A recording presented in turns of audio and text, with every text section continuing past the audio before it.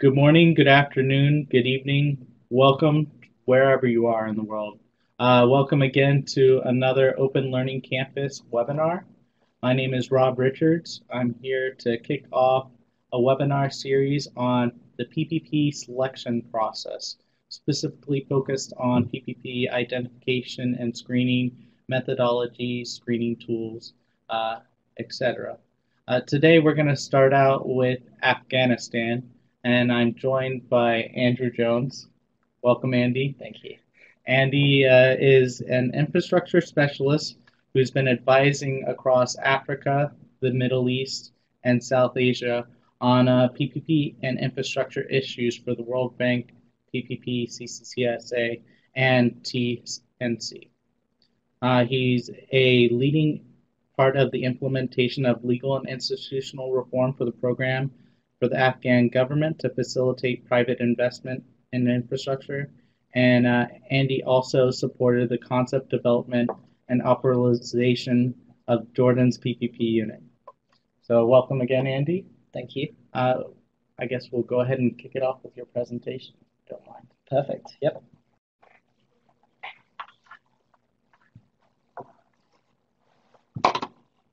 So good morning, good afternoon, good evening, everyone, and thanks for joining. This is the first webinar that I've been involved in, so I'm excited to join. But please, I apologize in advance if there are any technical issues. I'm going to go through my presentation for about the next 20 minutes. So I'll go through the slides that hopefully you can see on screen.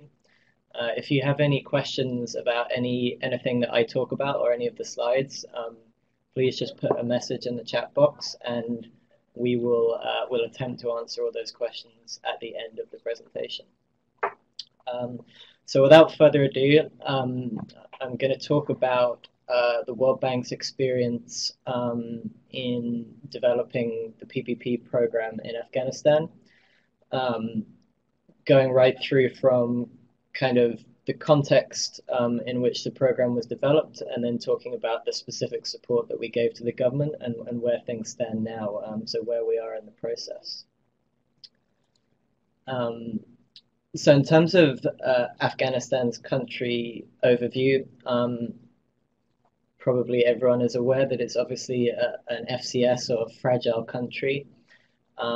Specific things to be aware of as we were looking to develop this program in 2014, 2015, is that you had a new government that came in September 2014, so the National Unity Government, which was quite a long drawn-out process in terms of both the election taking place and then the formation of the government afterwards.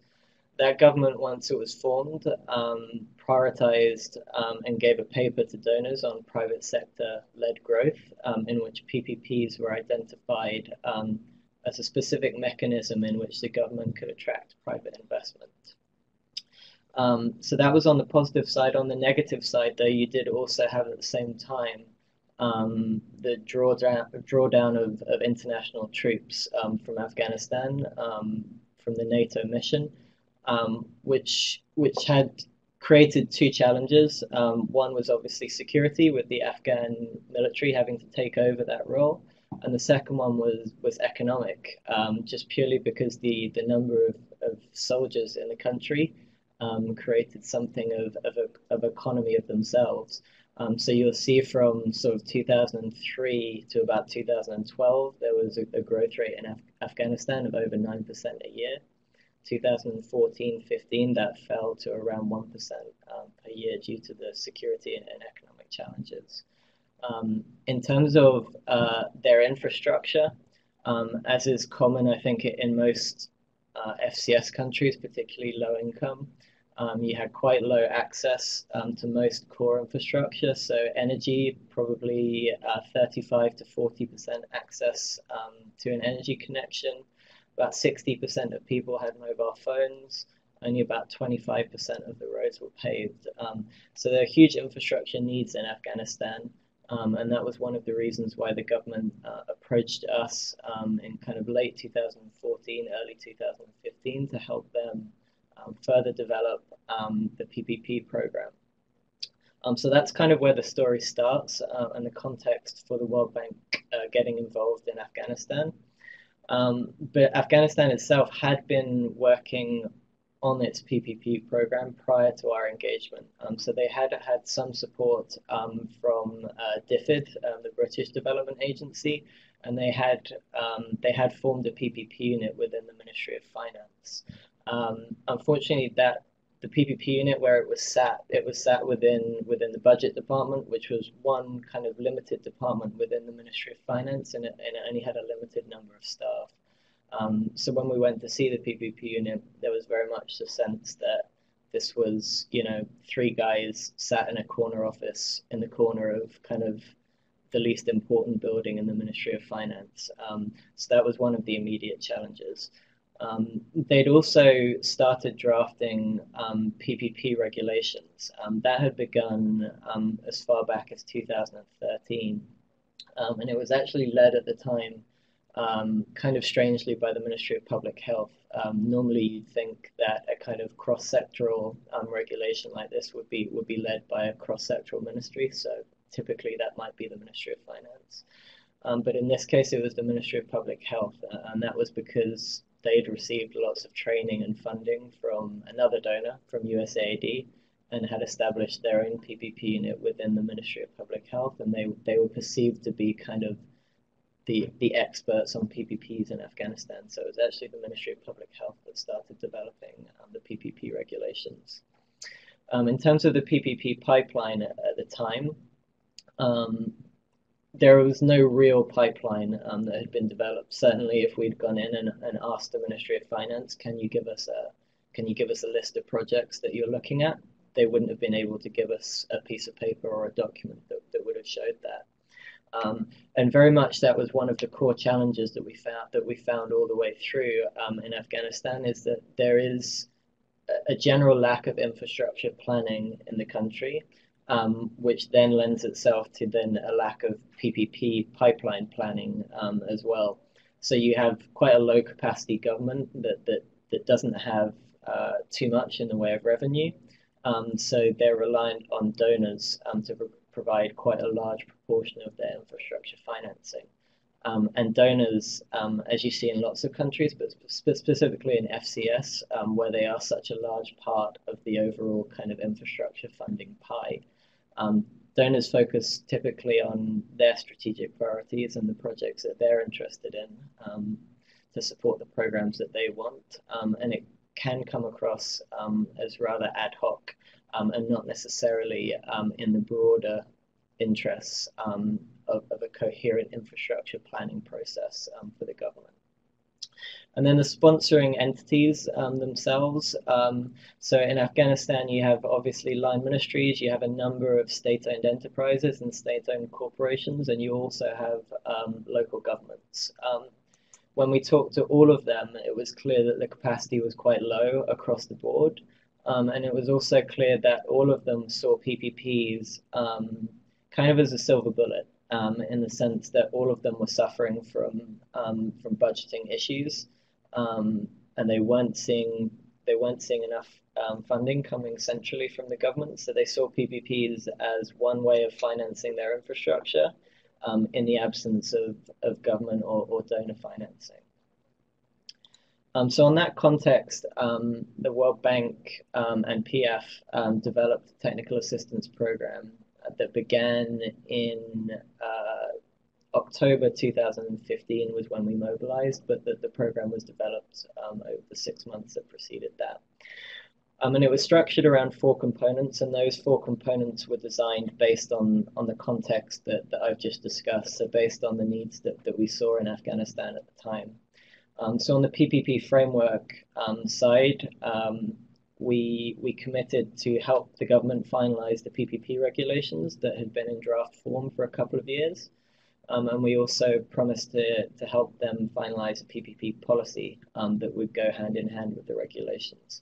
And also generally strengthen the capacity and the credibility and the visibility of the PPP unit within the Ministry of Finance.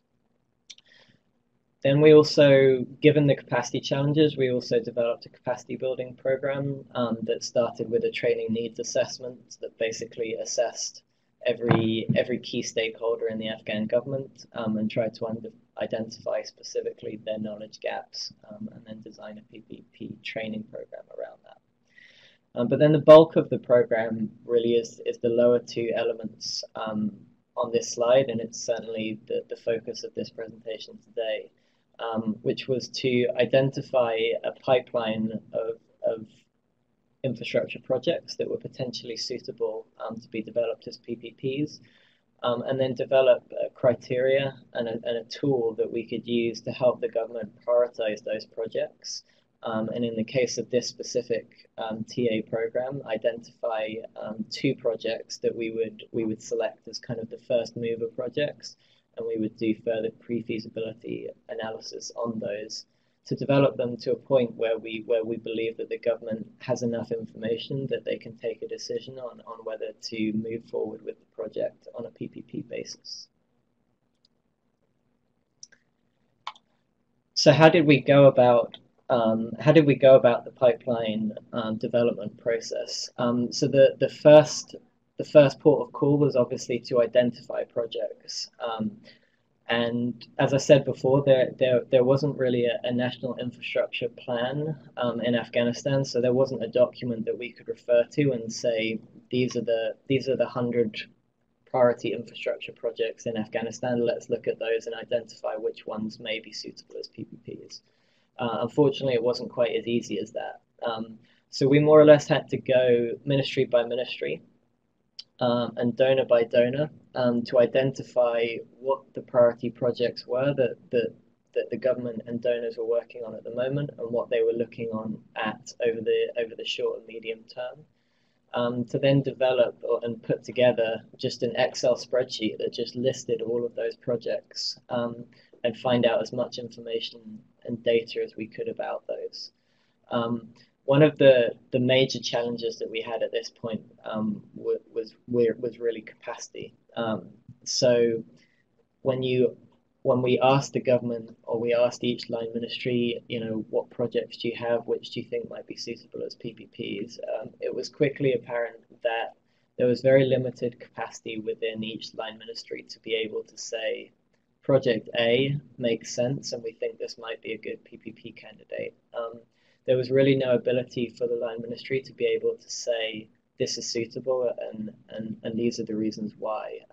And often they just didn't really understand what are the main characteristics of a PPP project, what data or information do we need at this point to be able to make a decision, and how can we prioritize across different projects. In terms of the sponsoring entities that we talked to everyone. But we quickly decided that we would focus on some of the higher capacity line ministries, and most of those were ministries that had received one way or another quite significant donor support over the last few years. They tended to have a higher capacity, and they also often had a number of international or regional consultants that were sitting in-house and could help them quite a lot. So some of those ministries were the Ministry of Energy and Water, Ministry of Agriculture, Ministry of Public Health, and Ministry of Commerce. In terms of the state-owned enterprises and corporations, we decided pretty early on that very few of them were really, at this point, viable as potential PPP counterparts. So we decided, as part of this TA program, not to focus our energy too much on those entities. In terms of the role of donors at this point, they were important in a number of ways. I've put on this slide that they were important in terms of guiding the line ministries in terms of sector priorities and also financing infrastructure, and those are both true. I would say in addition to that, and they were important, donors were important in terms of access. So one donor might have a big program with one line ministry, and therefore they would have the access to that minister or that deputy minister who we could then get in the door and start the conversation. So they were important for access, and they were also important in terms of being able to focus the minds of specific line ministries, I would say. So kind of similar to the World Bank DPO, for instance, donors had certain projects or programs that had indicators, and sometimes we were able to use those indicators as leverage to be able to move forward on certain things with line ministries. So I've already mentioned some of these challenges, but I thought it would be a good idea to kind of cluster them all together on one slide. I know there's a lot of text on this slide, so I'm not going to go through it in too much detail because I've mentioned some of these already. But one of the core challenges was capacity and process within the government, and this comes through in several of the boxes on this slide. So there was no real PPP experience, obviously, in Afghanistan, which meant that there therefore wasn't that much capacity to be able to develop PPPs in the short term in Afghanistan. And there were also no processes to be able to help the government or line ministries do that. There was no document in the absence of the PPP regulations being passed. There was no specific process for them to be able to guide them in identifying and developing projects. And we also had to deal, obviously, with unrealistic expectations, I think, of what PPPs could achieve in Afghanistan. So when we went to meet with each line ministry, without fail, every single one of them was extremely enthusiastic about PPPs and what this could mean for their infrastructure financing potential over the next few years. But that over-enthusiasm was kind of a function of their lack of understanding of PPPs. So there was a long process of I would say education in terms of cautioning on exactly how many PPPs would be viable in each sector and what those types of projects would be and how those projects might be financed. So we had to kind of get over this perception that PPPs were kind of a free ticket for line ministries to be able to have infrastructure built for free. So those were some of the challenges. In terms of what we then did next, so we've got this big spreadsheet of infrastructure projects.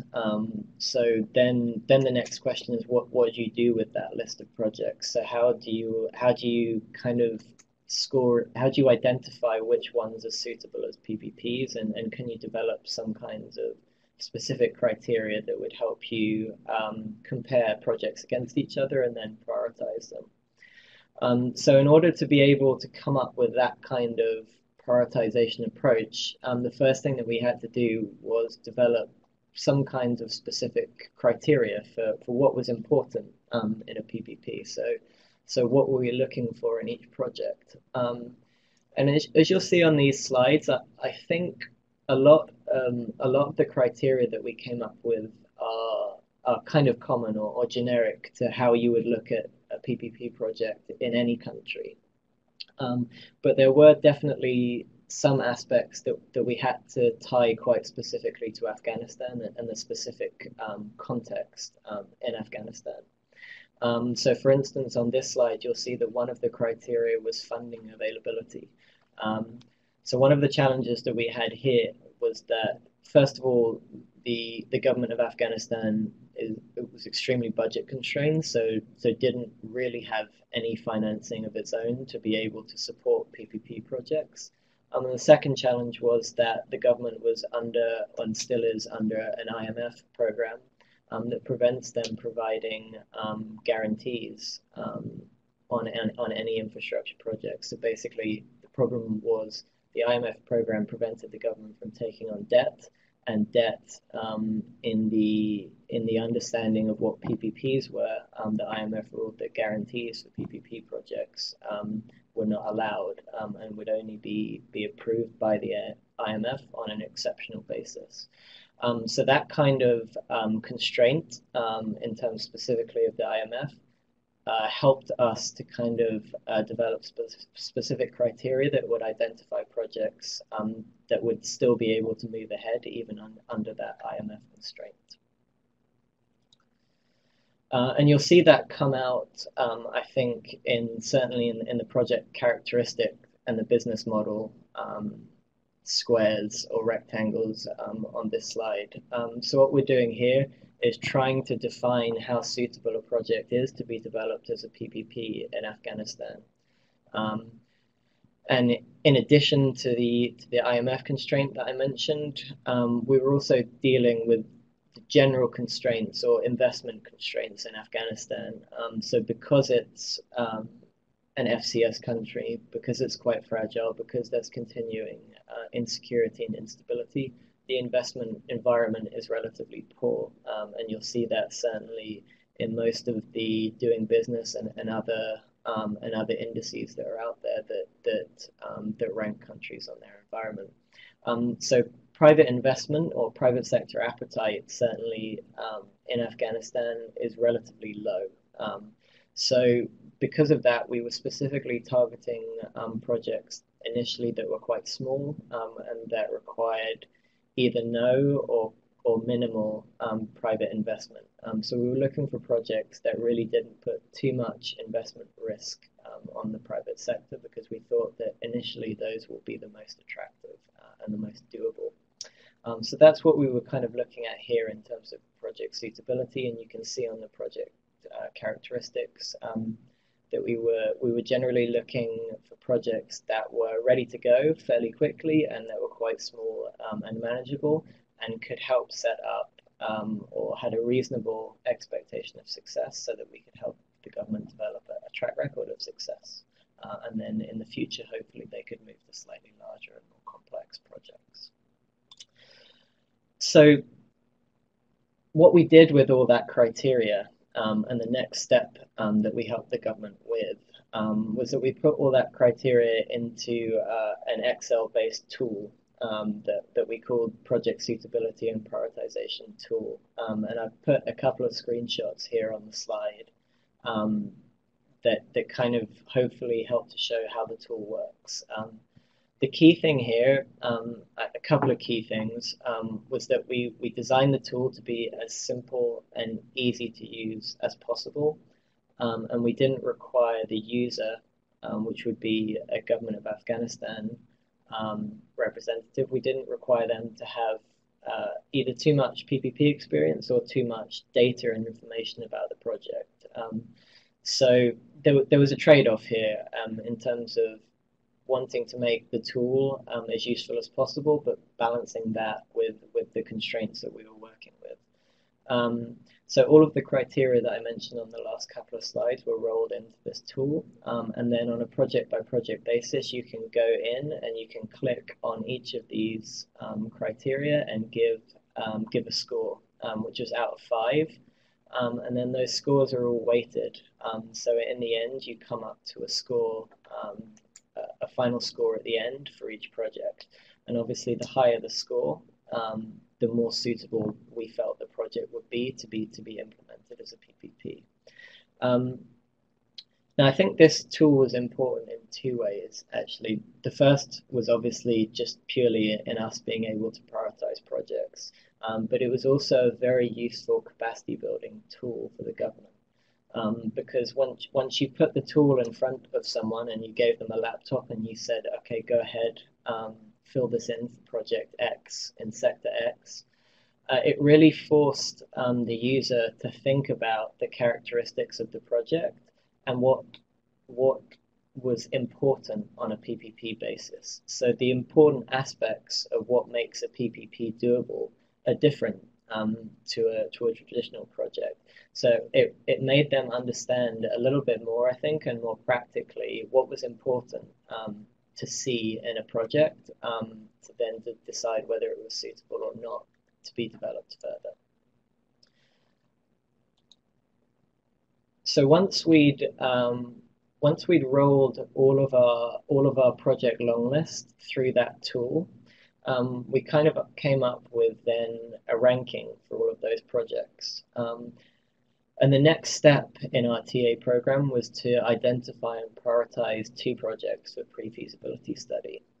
So what we did was we looked at our long list and we kind of categorized them according to, 1, obviously, if the project was suitable, and then 2, how much support was actually required. So a lot of projects already had donor support, so we stayed away from them.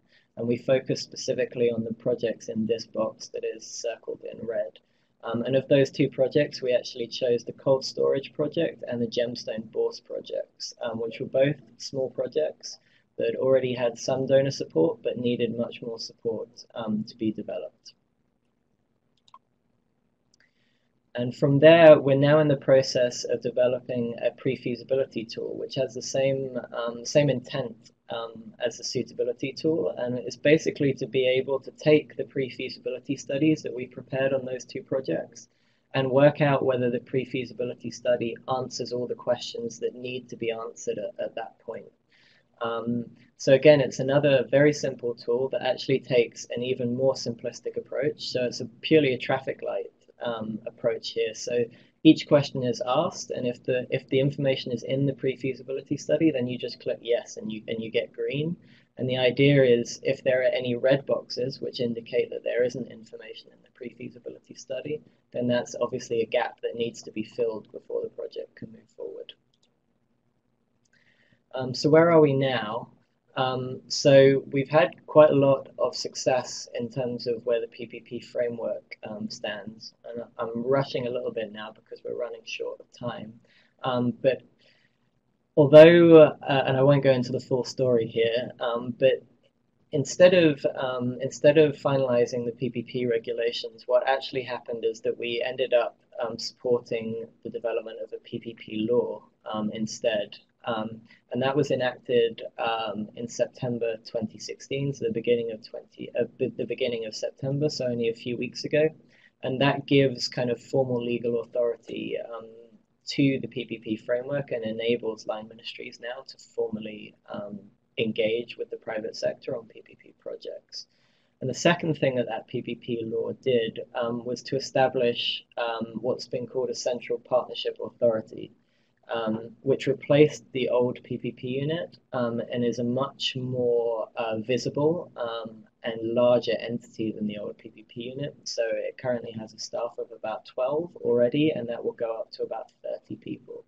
And it is an authority, so it reports directly to the Minister of Finance. And we felt this was important because it gave then the CPA the credibility to be able to liaise directly, kind of on the same level with line ministries and help them to develop projects. And under the PPP law, there will still be a regulation and a policy, and we're working to finalize them now. And here is the kind of formal PPP process that is developed under the law.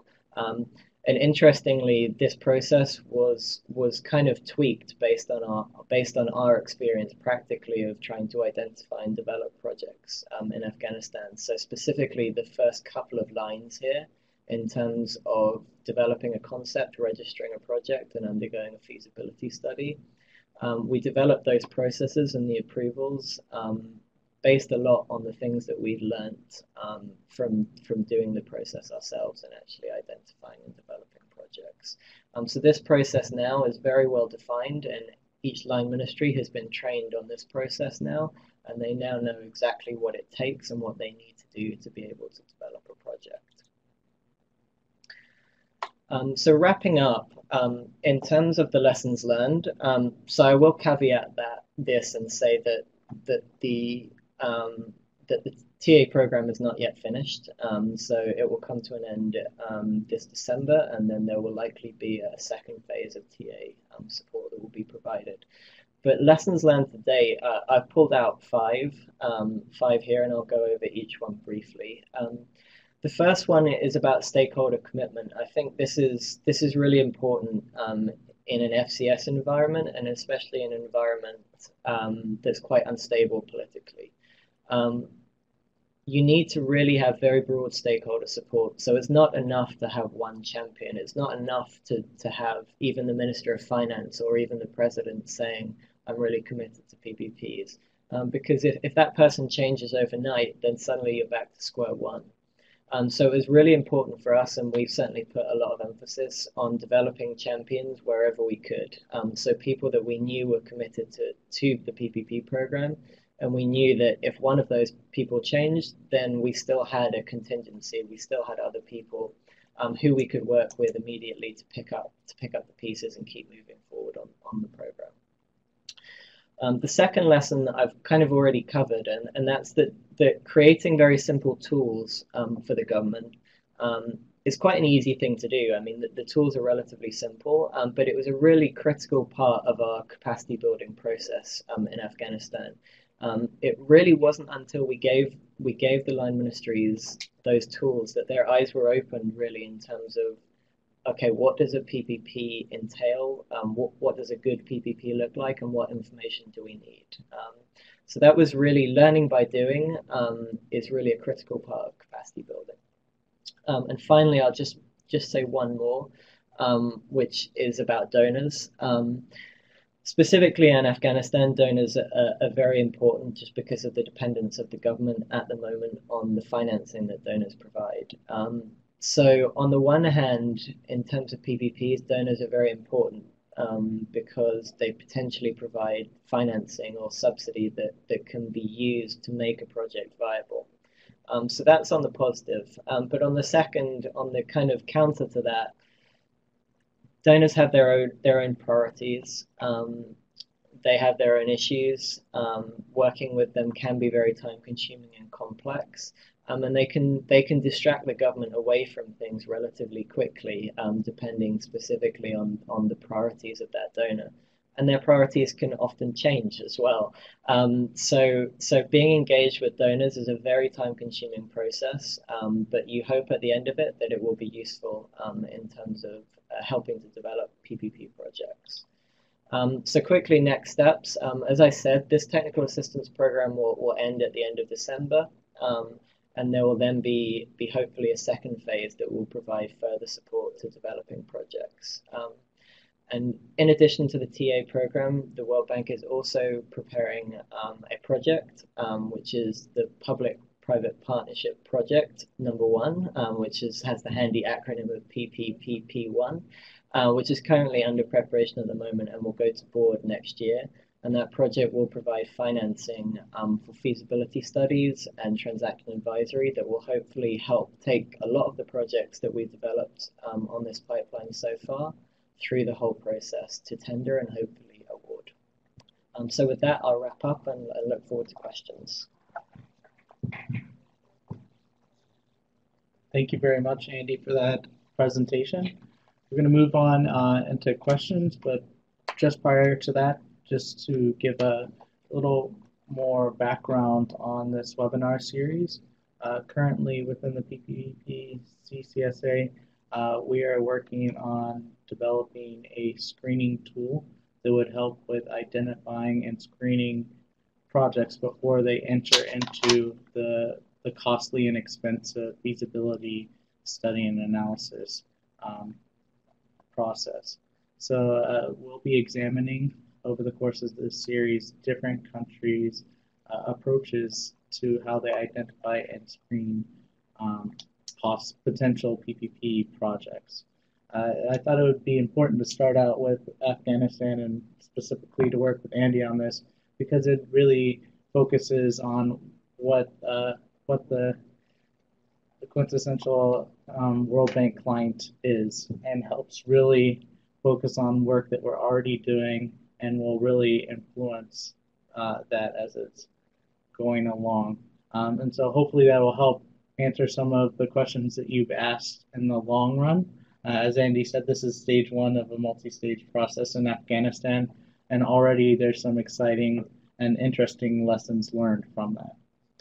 As you'll notice on your screen, you'll see that we have polling questions going on. Please feel free to participate so that can influence our discussion. The first question right now is, what is the biggest challenge to project identification and preparation in FCS countries? So if you take just a couple seconds to answer the question, I think we have a few votes already. We have a few votes already.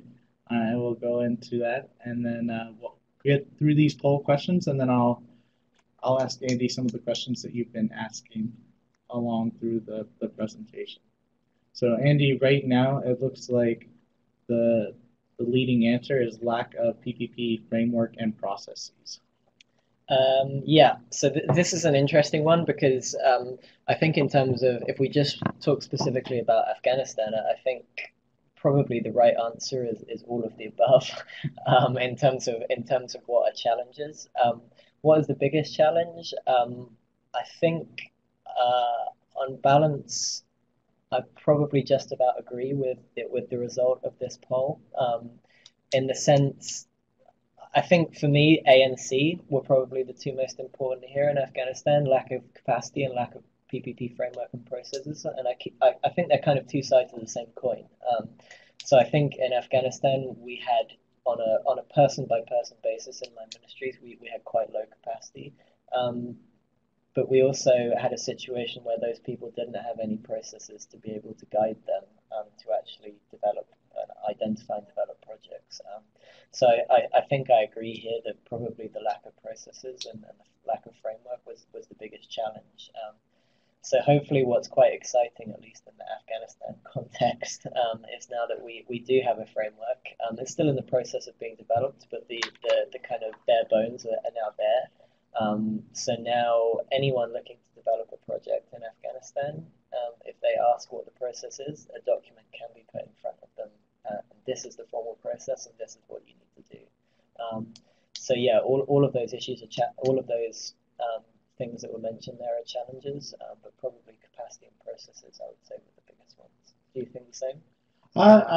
I think the same as well, and it's built on one of the questions that was asked in the chat box from Africa on PPP units capacity and decision making.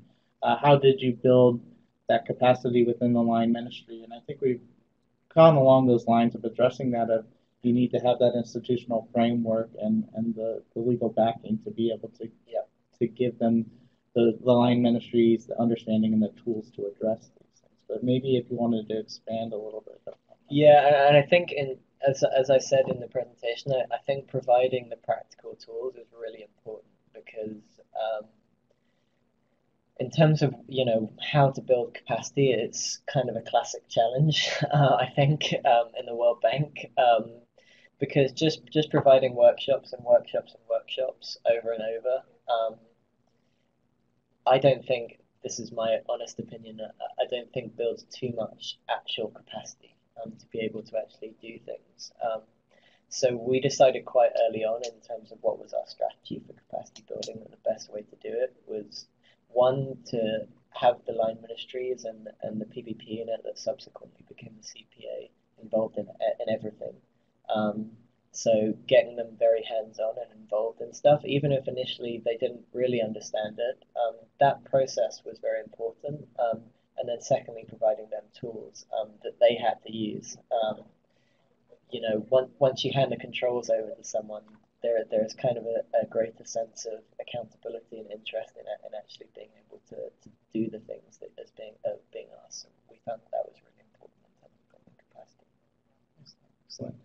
I'm going to move on to the next poll question now, which I see a good majority of you have already addressed. This is, which component should we prioritize in the project selection process? So it looks like the answer so far is all of the above. That means development impact, private investment mobilized, and project viability. Would you agree with the poll results? I think this was a little bit of a trick question, but I think I agree with the final outcome, because I think if you focus on A, B, and C, if you just focused on one of those elements, you'd be potentially missing something in terms of what makes a project suitable, specifically in the Afghanistan context. So I think all of the above is the correct answer here. So if a project only has one or two of those three characteristics that are rated there, possibly you need to then decide that maybe this project isn't right if it doesn't meet all of those criteria. And sort of building on this poll question again, we've had a number of questions on is there a standard approach? You've sort of talked about, you had going into this process a sort of standard idea of questions, and then you adapted it to Afghanistan specific situation. So a couple of questions are, what sort of are those standard categories or criteria? about suitability and prioritization. What are those that you use to select projects? Yeah. So I think, I mean, generally there are some obviously fairly common and generic criteria in terms of what makes a PPP project suitable and viable. So if you go through the general technical, financial, and legal characteristics of a project, then that's pretty common across really any country, I think. But I think what we realized in Afghanistan was that we needed to adapt or add some kind of sub criteria specifically to be able to determine, okay, yes, but in the Afghan context, is this project actually a good idea? So we then added in some criteria.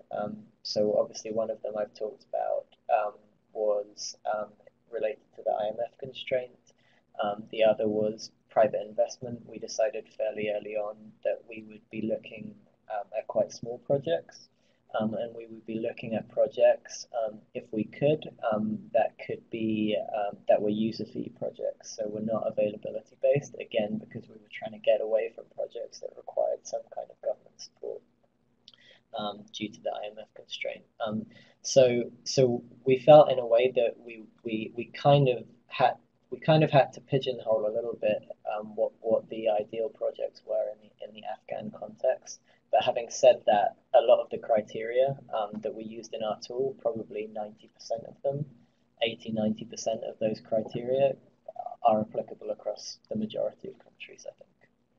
And one specific point, just from my examination of your tool and of several other countries' approaches, I thought one unique thing that you had brought to this was this idea of appetite, which a lot of, I think, units may ignore in their goals of trying to just grow PPP. Yeah. Is there an actual appetite out there, both in the political establishment and in the private sector, for this specific project? Yeah, I think appetite on both sides was really important. Political commitment, if it's not there and if it's not there over the long term, a project just won't be viable. And then obviously the other partner in a PPP, the private sector, also has to be actually interested in the projects. So there are a number of projects that Line Ministry has brought to us that it was clear within 10 seconds of looking at the project that this just wasn't anything that the private sector, this wasn't an investable opportunity. This isn't something that the private sector will be interested in. But even more than that, in Afghanistan, it is in itself a very challenging investment environment. So who realistically will come into Afghanistan and do a project? So in terms of kind of general market appetite, we did talk to a number of the larger Afghan companies. So there are a number of quite large Afghan conglomerates that operate across a number of sectors that we talked to about specific projects and whether they would be interested on a relatively high conceptual level, because obviously these projects are quite early stage. And then we also tried to do a little bit of research and talk to some regional players too. So specifically in this region, we were looking at India, Pakistan, and also the UAE, Turkey as potential countries where there might be some existing relationship with Afghanistan and where there might be some kind of increased appetite to actually engage in the country. Oh, thank you. The next poll question is, should the World Bank Group encourage PPPs in FCS countries?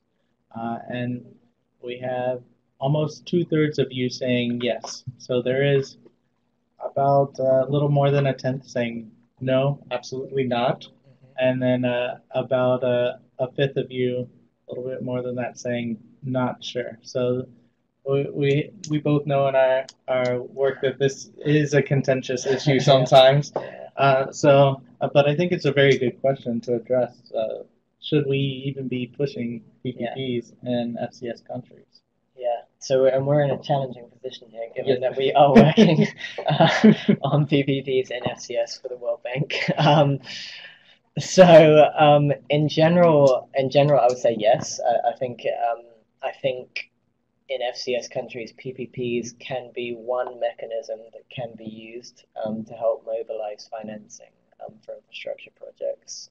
So I would say yes, but I would just say that it needs to be the right project, obviously, and expectations need to be kind of in check. So as I said during the presentation, we had expectations in the government that were way out of whack with what was actually realistically achievable in Afghanistan. So I think managing expectations is absolutely critical. But in the right context with the right project, PPPs, I think, and have been proven certainly in a few projects that the World Bank Group has been involved in, in Liberia, in West Bank and Gaza, that have been successful, I think demonstrates that yes, PPPs are a tool that can be used in FCS and can be useful. It just has to be the right project. And I think that's an important word that you keep using is a tool towards achieving infrastructure, not the end all be all. Correct. Yeah. And that goes to another question that Ali had asked about why not just go the traditional procurement route of state procurement. I think you've addressed some of the issues, especially in FCS countries, that there just might be a lack of fiscal capacity to do these things, and so it provides another option or outlook or tool. But I think again the whole point of your Afghan tool and the work that we're doing now on identification and screening processes is to show that it should not be the only tool. You really should examine each project on a project by project level to determine whether or not PPP is the appropriate approach. Maybe traditional procurement is the more. Yeah, and I think going to Ali's question, I think if we're totally honest, I think a lot of governments, and certainly the Afghan government, one of the reasons why they're attracted to PPPs is because of their fiscal constraints. So if they had the cash to be able to just do these projects themselves, then you'd have a totally different dynamic. But I think certainly one of the levers that is pushing certainly the Afghan government towards PPPs is purely those fiscal constraints, which is not necessarily the right thing that would be pushing them towards PPPs. But if we're realistic, that is one of the levers. And I think in Afghanistan also you have kind of a legacy of quite heavy state involvement in infrastructure and also in commercial activity too, just purely because of the previous regimes in Afghanistan. So I think that there's certainly a push in Afghanistan to get the government out of a lot of these sectors. So another thing that's kind of pushing them towards PPPs is the fact that they want to kind of have less day-to-day involvement in some of these sectors, and they want to move from kind of the implementer to the regulator. So that's another thing that makes PPPs attractive to the Afghan government. Yeah, I think that's an important concept going forward throughout this webinar series. You'll notice I found that it seems like there are two main strains of whether or not to consider PPP. One is fiscal capacity, which you'll see a lot of our client countries are doing with that. When you get to more developed economies, it tends to be more of a value for money decision on whether or not it's the right decision. So what we're trying to encourage now is, yes, we need to fill this infrastructure gap, but why not also include that value for money analysis to make sure it's the right decision and not have a failed project? Yeah, exactly. So, yeah, and I think one thing to add probably on the donor side, because a lot of donors in Afghanistan are also quite keen on PPPs, and I think one of their motivations is related to kind of long-term maintenance of the assets.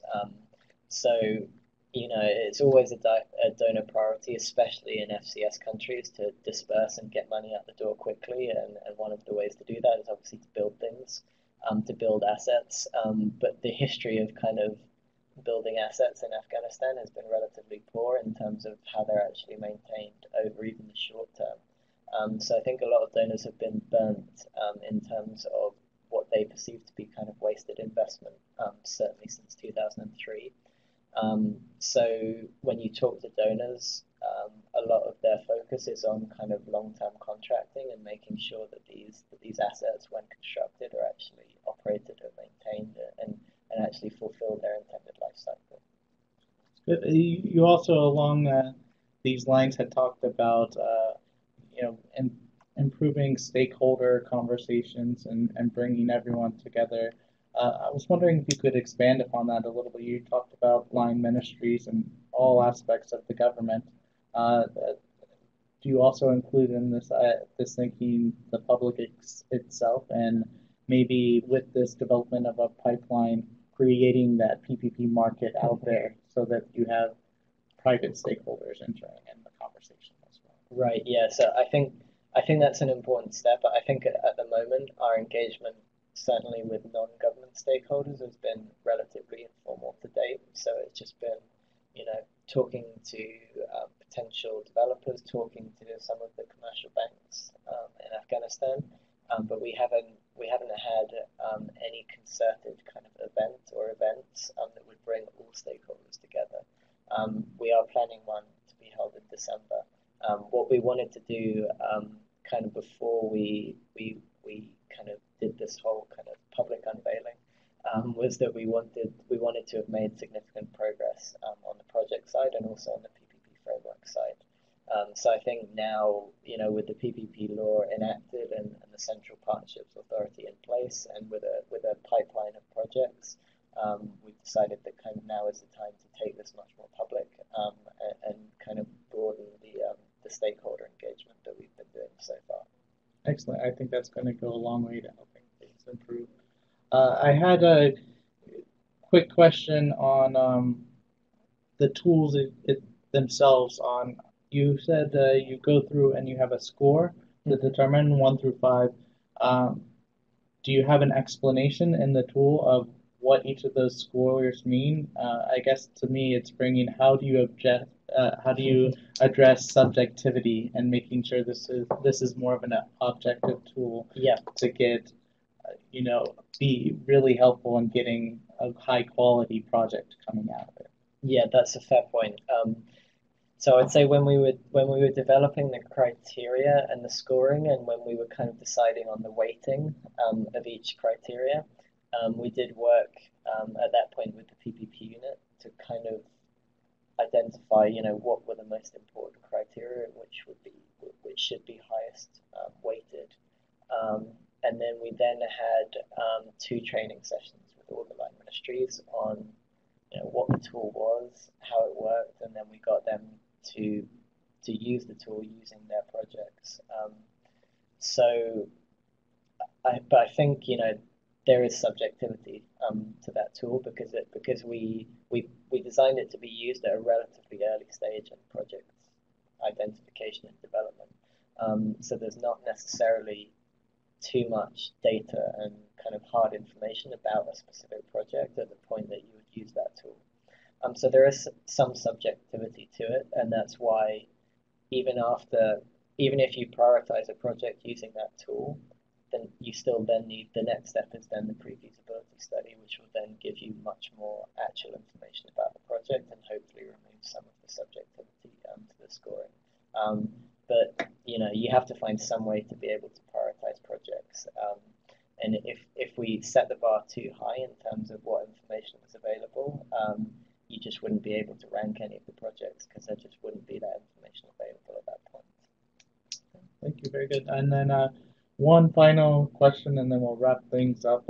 Some people have asked, now this new CPA unit, where is it housed? Okay. And what sort of authority does it have? Is the decision making still with the line ministry? Are they simply an advisory role, or do they have a decision on whether or not it goes forward as a PPP? Right. Okay. I did have a slide on the CPA functions, but unfortunately we had to cut it due to time. So in terms of its location, so the CPA is located within the Ministry of Finance, which is relatively standard, I think, for a lot of PPP units around the world. There was a conversation about it being housed in the President's office.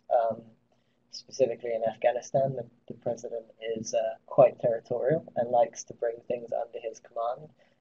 But eventually it was agreed that the CPA would be in the Ministry of Finance. And it's its own authority, so it's its own directorate and has its own director general that reports directly to the minister.